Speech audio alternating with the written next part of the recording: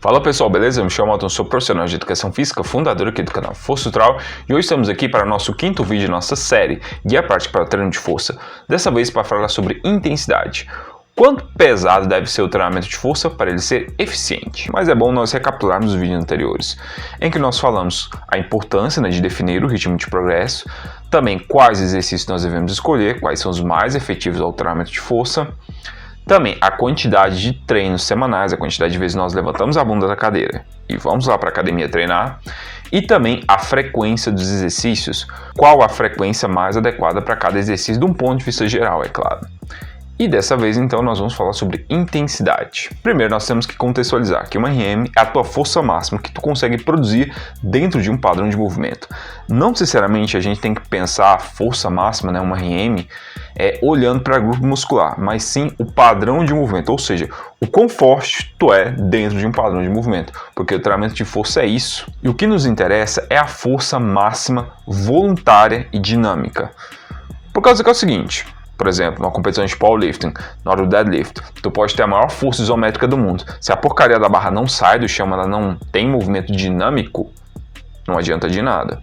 E também saber uma RM tem uma grande praticidade, Tu não precisa ir para um laboratório para descobrir a tua força máxima. Então é bem prático, tu não precisa de muita coisa, Basta barra, manilhas, um suporte e uma boa mecânica do movimento.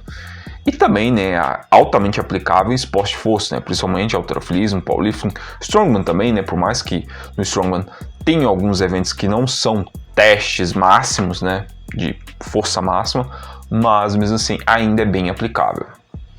E normalmente, quando nós pensamos no treinamento de força, nós usamos uma porcentagem relativa do valor absoluto, de uma RM, uma repetição máxima, para um determinado objetivo.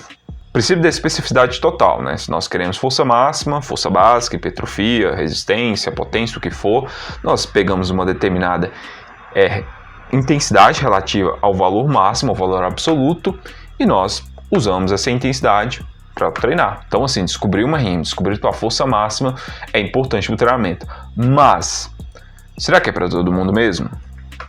Só que nós vamos saber. Já está de cara aqui no slide, É inútil para iniciantes. Tu já deve ter visto assim estudos, falando que 30% da força máxima é eficiente para aumentar a força de iniciantes, principalmente hipertrofia. Mas assim, não é por causa da porcentagem da força máxima, é por causa que o limiar de rompimento da homeostase dessa galera é muito baixo, então qualquer porcaria de estímulo vai dar resultado. Se tu pegar teu filho, botar nas costas e agachar com ele, vai aumentar tua força, se tu for um iniciante absoluto, é claro. Isso significa que pegar teu filho, botar nas costas e agachar é um programa eficiente para o treinamento de força? Não. Então todos esses ganhos de iniciantes é por causa da altíssima sensibilidade ao estímulo que essa população tem, o que vai impactar diretamente na alteração do valor de uma RM. Tu vai ter ganhos muito rápidos em uma grande quantidade. Então, assim, fazer o teste de uma RM para o iniciante, logo quando ele começa, é uma coisa totalmente inútil, justamente por causa da alta variação ao longo do tempo do valor de uma RM. Para o iniciante, o mais interessante é aprender o movimento e progredir gradualmente, superando o desempenho anterior. É essa que é a intensidade que o iniciante precisa se preocupar. Intermediários têm certa utilidade, mas assim para ter um valor de referência para plugar ali no início de um programa novo de treinamento de força. Porque também vai ter uma certa variação ao longo do tempo, mas não tanto quanto o iniciante. Então tem essa utilidade.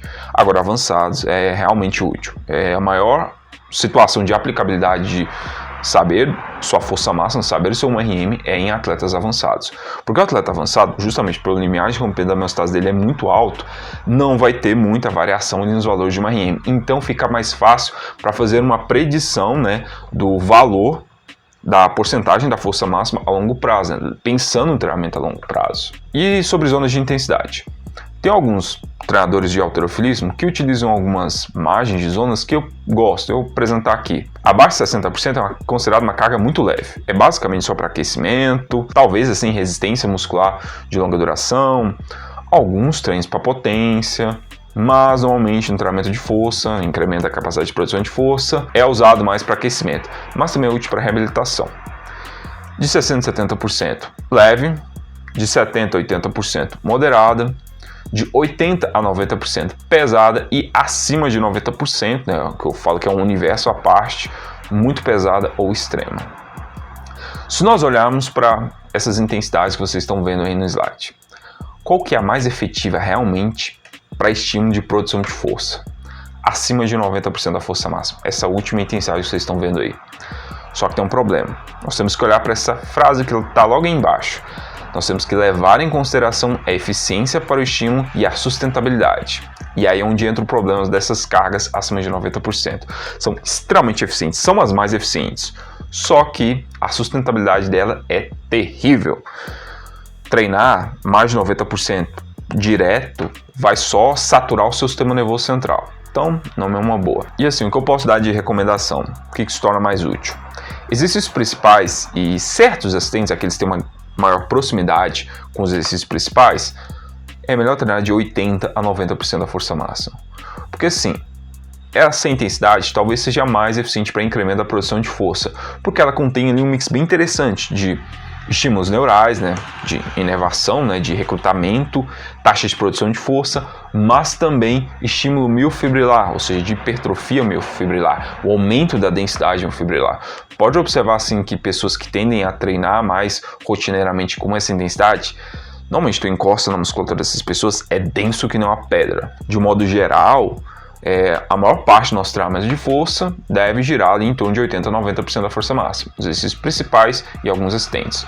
Em outros assistentes que não são tão próximos e acessórios, de 70% a 80%, por causa que essa intensidade pode haver ainda alguma contribuição ok para incremento da produção de força. Abaixo que isso, não acho muito interessante, pelo menos olhando a longo prazo. Agora, em certos momentos de pico, principalmente assim quando está planejando testar, né, a força máxima, ou tu tá indo competir na competição de powerlifting, halterofilismo ou até strengthlifting, que eu ainda vou fazer vídeo aqui no canal falando, treinar nessa intensidade acima de 90% da força máxima. Por causa que um RM, mais do que a tua capacidade máxima de produção de força, ela é uma habilidade de tu operar o seu sistema nervoso para gerar a máxima produção de força que seu aparelho locomotor é capaz de produzir. Assim, o teu corpo funciona de uma maneira para 1 RM e funciona de outra maneira para 10 RM. Então, 1 RM é uma habilidade que é treinável. E no próximo vídeo nós falaremos sobre o número de repetições, qual é a quantidade de repetições que nós devemos utilizar por série. Isso então vai interferir diretamente na quantidade de trabalho efetiva com a intensidade que nós acabamos de falar nesse vídeo. Então, pessoal, deixem um like, se inscrevam, compartilhem o vídeo e, claro, seja esforço em tudo que fizeres e até a próxima. Valeu!